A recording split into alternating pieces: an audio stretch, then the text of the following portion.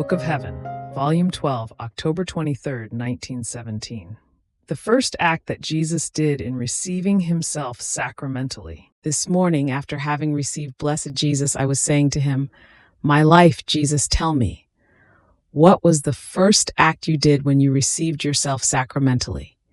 And Jesus, "My daughter, the first act I did was that of multiplying my life into as many lives for as many creatures as can exist in the world, so that each one might have one life of mine within herself alone, a life that continuously prays, thanks, satisfies, loves for her alone. In the same way, I multiplied my pains for each soul, as if I were suffering for her alone, and not for others. In that supreme moment of receiving myself, I gave myself to all, and to suffer my passion in each heart, to be able to subdue the hearts by dint of pains and of love. And giving all of my divine self, I came to take the dominion of all.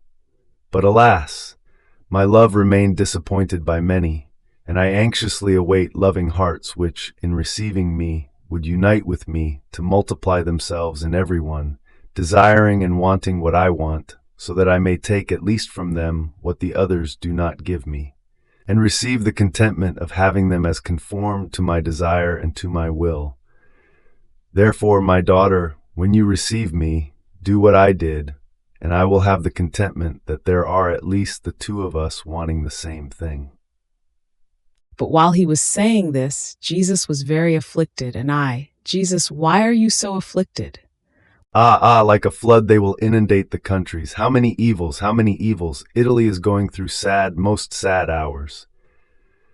Draw yourselves closer to me, be in accord among yourselves.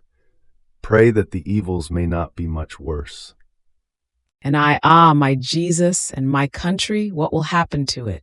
You don't love me as before, when loving me you would hold back. And he, almost sobbing, "It is not true, I love you.